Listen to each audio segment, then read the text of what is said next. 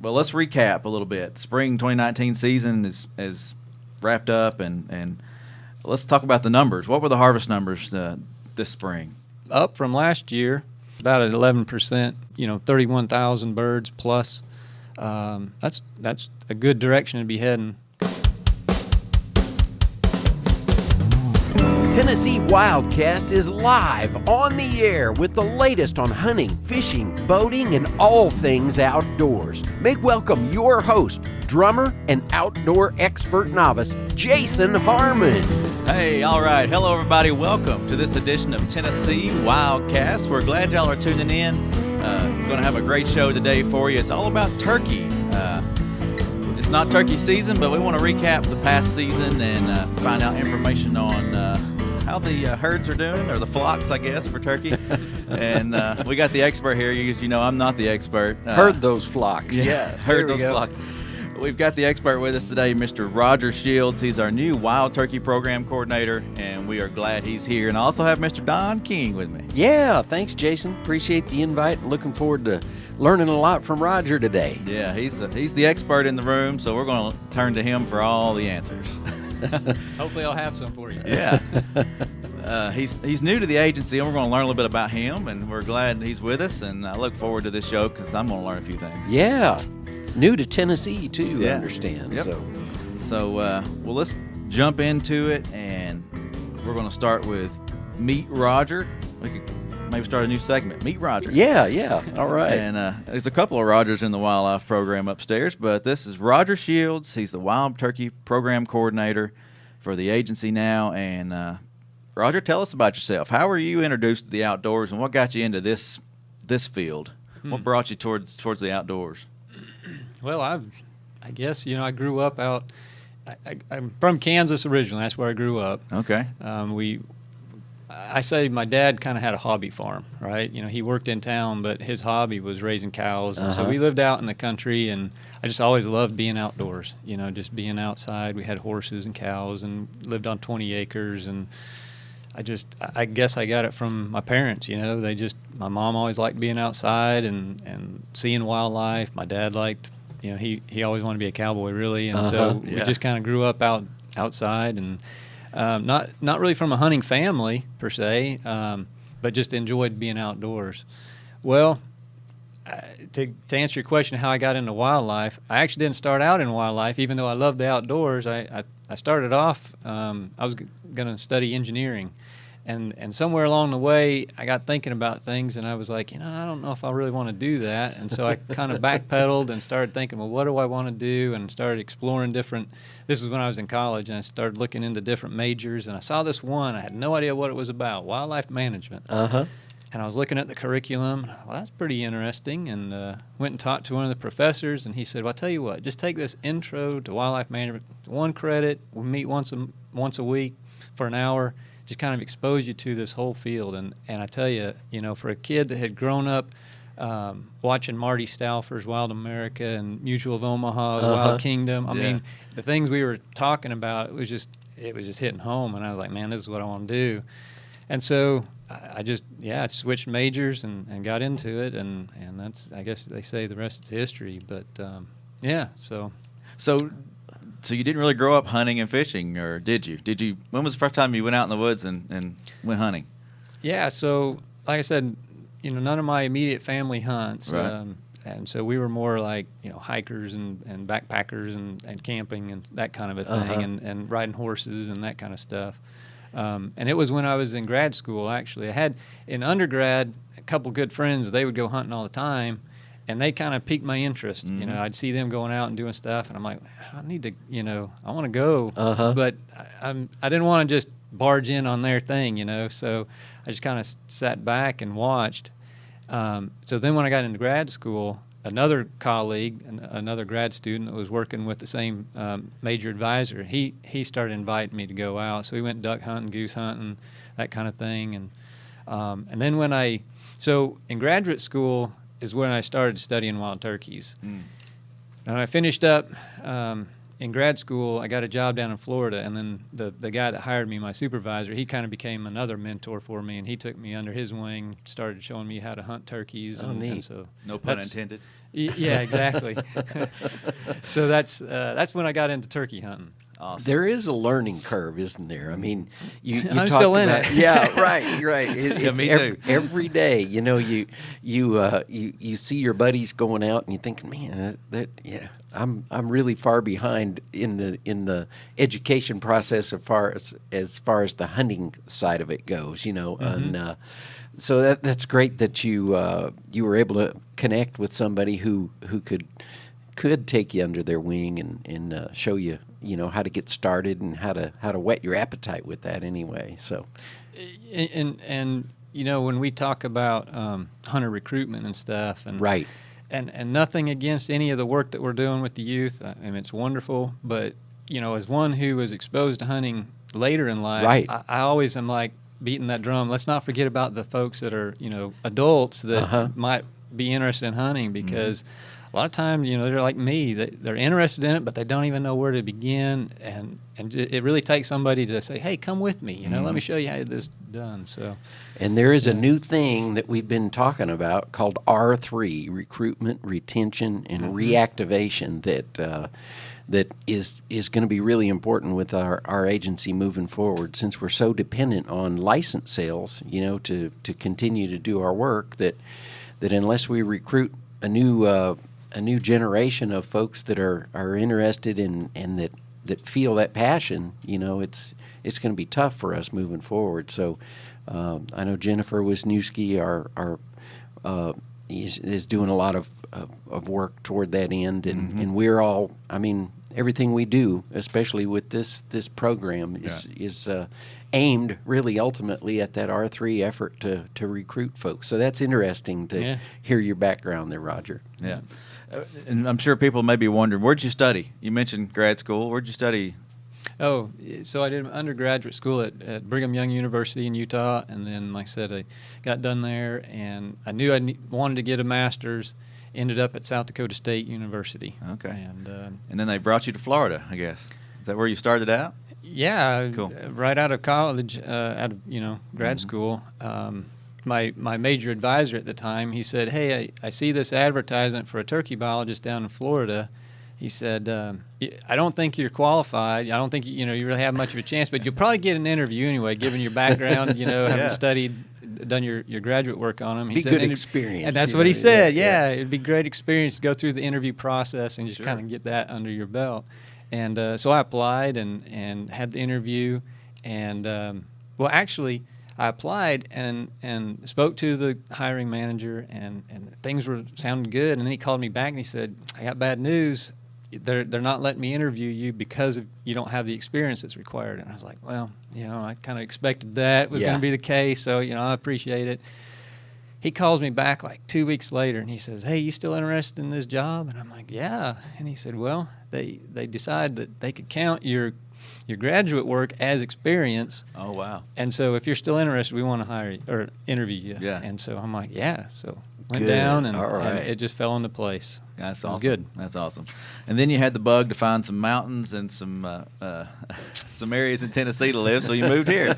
Yeah, we were just talking before the show here about how Florida has beautiful beaches, and it does. But even though I grew up in Kansas, I'm a mountain boy. I love the mountains. We used to go vacation in the Rockies just about every summer. Right, yeah. I have an uncle that lives out in Utah, and we'd go and visit him and go riding horses in the mountains. Wow. And my wife's from South Carolina, so when we go visit her family, we'd go up to the Appalachians and hike and camp. And yeah, so when we got out of school, we were in Florida, but we started looking at the map, and we were like, where would we really like to, where could we really could pick where we wanted to be, where would it be? And just looking at the map, I'm from Kansas, she's from South Carolina, I love the mountains. It was like, well, either western North Carolina or eastern Tennessee would be where we'd want to, settle. And it just took me like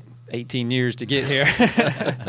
Well, we're glad you're here for sure. Yeah.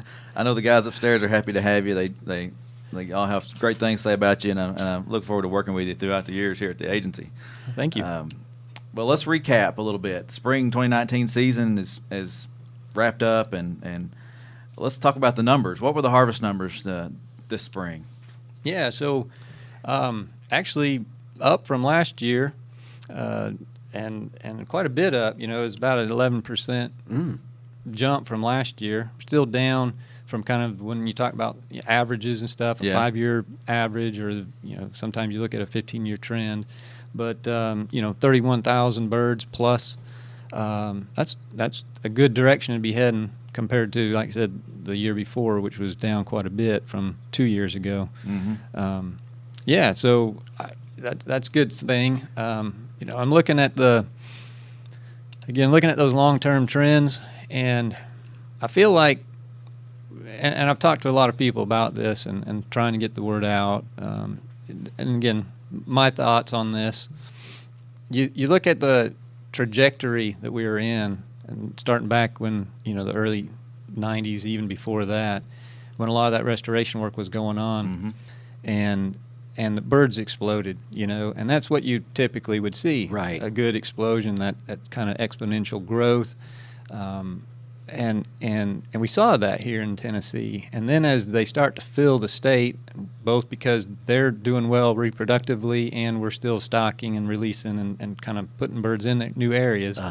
So those numbers are growing and expanding.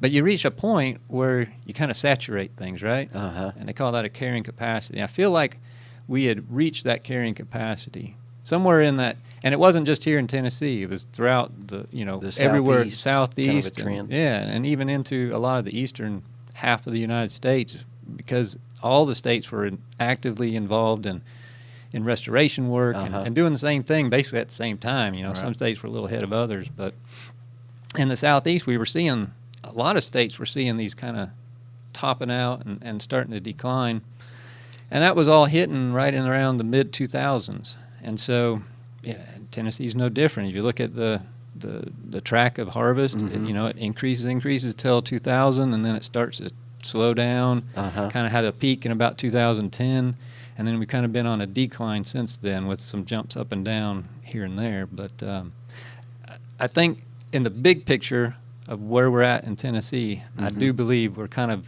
trying to find where that happy, stable. So I say stable in air quotes because turkey populations, by their very nature, are not a stable number. That you have boom years of reproduction and you have bust years, and you have a couple bust years and your numbers are going to go down, and you have a boom year and your numbers are going to jump way back up. Right. So there's going to be always that up and down fluctuation. It's never going to be just a real fine, steady line. And but I think that's where we're trying to get back to, is some kind of more stable situation. The hunter efforts and weather and all kinds of different factors play into all these numbers too. Especially when you look at harvest. So yeah.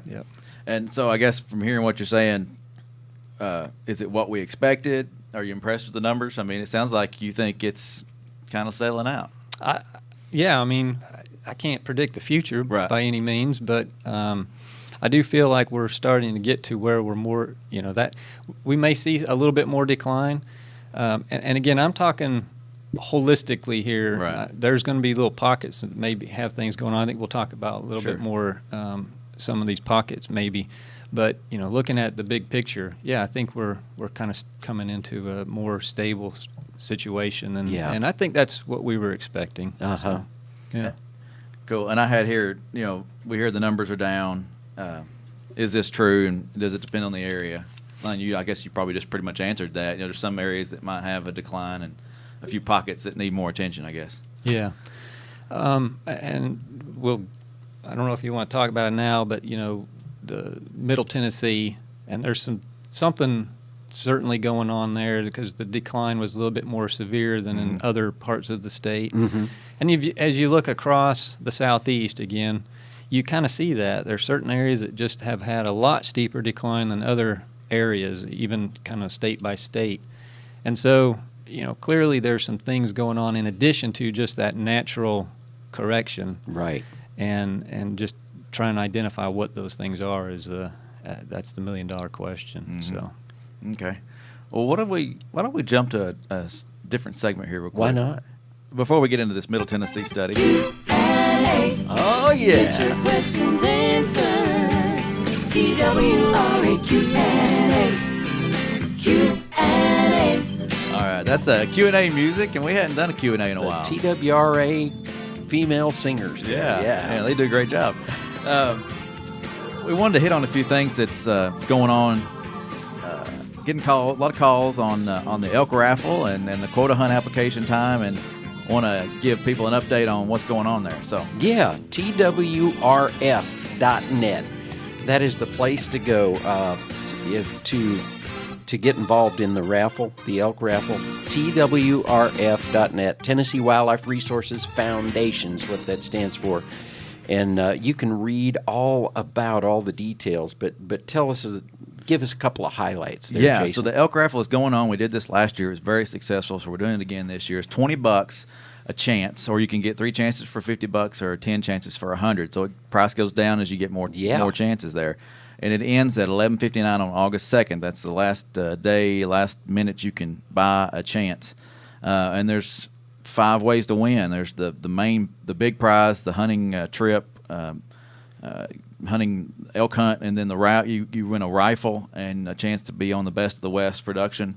They'll film the hunt and put it on there as a segment on TV. So that's pretty cool. And then from there down, Polaris Ranger is a second place prize. Gift cards from Cabela and Bass Pro is third place. A night muzzleloader is fourth, and the fifth draw will win a bunch of hunting gear. So that Polaris Ranger, I've heard some people say, "Man, I hope I get second." yeah, it's an awesome chance just to win that. You know, it's worth putting in a few dollars for an opportunity to win that Polaris Ranger. Our foundation has really stepped up the prizes that go along in conjunction with the hunt. You know, I mean, that's the golden opportunity there to be a part of this hunt. And as you said, it's been really successful. Last year was the first year we were able to do this raffle, and the dollars go to help perpetuate the elk program in Tennessee. So it's all goes right back into that program. Yeah, it's a really good thing. And so anyway, before for several years before, the commission had allowed us to do an elk tag that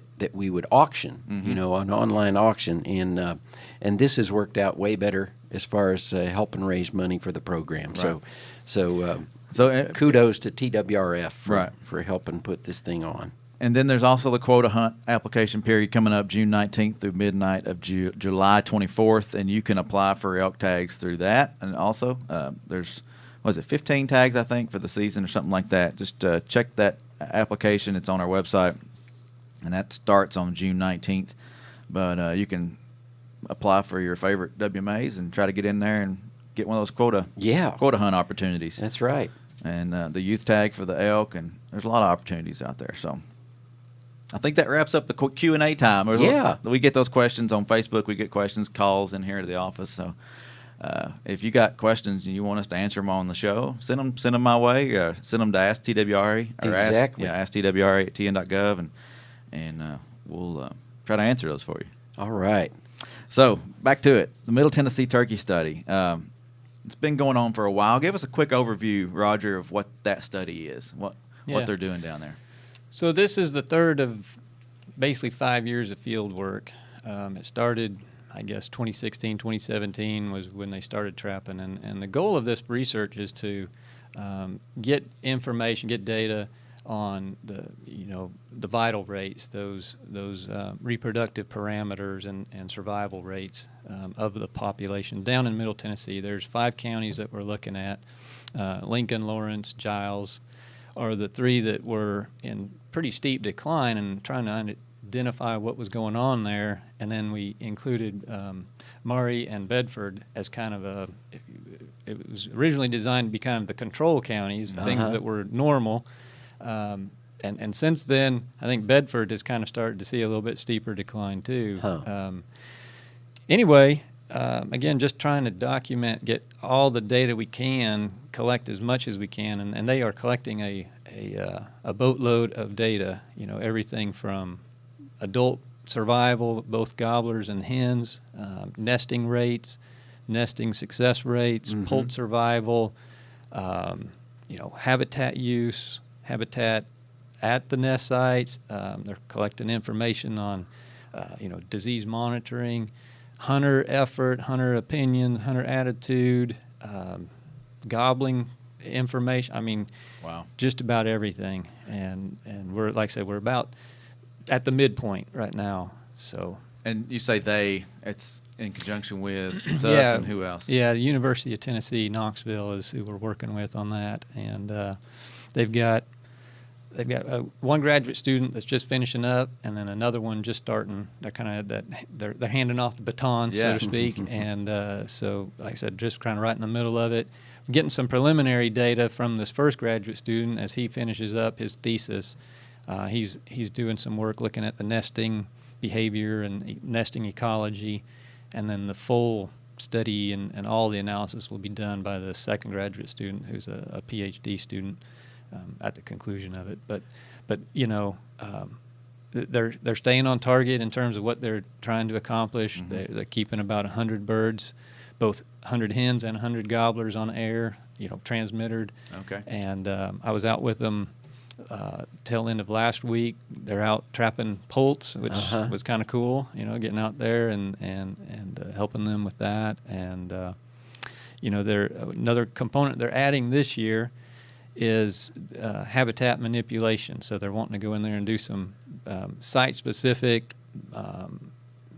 habitat management, if you will, see if they can improve the conditions on the ground that would maybe translate to better survival of poults and ultimately, reproductive productivity and the numbers of birds out there. So they're just kicking that off. That'll be kind of these last 3 years of that work. Okay. Is that a factor? You think that's a factor in some of the decline that those folks are seeing down there? You think the habitat is an issue, or it's just one of the factors they're studying? I guess it's one they're looking at. Yeah. There's improvements that can always be made on the ground. Right. Whether Anywhere. it's timber, forest land, grasslands, whatever. Right. And so if I guess it's like, we have these ideas. They want to really measure, if you do this work, does it actually translate? Because we don't want to be telling people do this if it doesn't really help out. So. Right. I bet when all this data starts coming in, and it has already, I'm sure your engineering background comes into. I wasn't in engineering very long, so. But there's some math involved. Yes, I've seen you guys. When you're dealing with a species specific, especially like this, and you're looking at the numbers and there's just so much to consider, and there's a lot to it, and you guys look at a lot of spreadsheets along with going out on the ground. Which is why we're contracting with the universities, A lot of modeling going on there. It's good experience for them too. Yes. Gets a lot of good hands-on for them. Maybe see some future Wildlife Resources Agency biologists. Yeah. You never know. Well, and there was also got an email from you the other day, and I think a lot of folks did. Hey, we need some help with our annual turkey survey. Tell us what that's about. What's the annual turkey survey? Oh, I guess a statewide. The agency has been for 20 years plus probably conducting a summer turkey sighting survey is basically what it is. So some people call it like a brood survey, but we expand it beyond just brood. So staff, employees are out, and it traditionally had been our biologists and law enforcement officers, or the folks who are out in the field driving around doing their work outside. When they'd see a turkey, they'd record what they saw. Whether it was a gobbler with a hen, or two hens by themselves, or a hen with some poults. Whatever they see, they write it down, and we just run that from June 1st through the end of August. And I was just reaching out to folks here in the office to see if they had interest in participating in that. So. I need to recruit my wife for this because she has to stop regularly on her route to work for a parade of a flock of turkeys that'll walk across the road. Not a herd, right? No. Well, I'll volunteer right now. I saw 2 gobblers this morning. Oh, nice. And a couple of hens, and then I see this same hen every morning coming to work. And she has to get out of the road. She just stands right in the middle of the road and doesn't care if I drive by or whatever. But anyway, so you can find, you can put that in your survey. All right. I volunteered. They can be creatures of habit, can't they? Oh, and they get very used to seeing people when they're not being pursued by them. Right. And it leads to problems in a lot of cities if you're paying attention to the news articles just about every big city around the eastern part of the U.S. Is dealing with some form or fashion of, nuisance turkeys. And so, really? Yeah, it can become a problem if you don't keep them wild. Yeah. I never thought about that, turkey being a nuisance, but I do see some turkeys regularly, feeding around this chicken coop, and I wonder if they're wild or free or farm birds, but they look to be wild. Yeah, when I'm referring to nuisance, I'm talking like in city limits and things where they're getting in around parking lots and slowing up traffic and just creating congestion and difficulties for folks. So, gotcha. Yeah. All right. Well, when it comes to these summer surveys, do you look for help from the public, or is it mainly just in-house folks? We've been doing it in-house, and that's something I want to look into. Again, some more data analysis stuff. I want to look at, we've got this graduate student working down here in Middle Tennessee and collecting a lot of information about brood survival. Well, we also are doing this brood survey. I'd like to compare the two and see how accurate our brood surveys are, the summer surveys, in comparison to what they're coming up with, and just kind of make sure that, again, that the data we collect statewide is somewhat accurate, is close to accurate. Cool. And then if it is, I'd like to probably try and expand that a little bit, so get more people involved in it. So down the road, it may be that we expand it to the general public and be out there, asking folks to look for turkeys and report them when they see them. Right. So, yeah. Hang on. Especially the folks that live out in the country, they're going to see them riding around, going to work and stuff. So, well, Roger, we're going to run out of time. Is there anything else you want to hit on before we close out here? We got a couple minutes. Boy, I think you just hit it glad all. to be here and excited to be in Tennessee and have all the support from everybody that I've been seeing. So it's wonderful. Thank you. You impressed me. We got to that Middle Tennessee study. He rattled off those counties like it was nobody's Oh, man, business. I know it. So I was going, man, I'm glad I didn't have to do that. Lincoln and whatnot. So anyway, great to have you on board, and look forward to working with you in the future. And thanks for being on this edition of WildCast. Well, thanks for inviting me. We'll have you back, and I'm sure the folks out there listening and watching would love to have you back every so often and learn more about turkeys. Welcome to Tennessee. Thanks.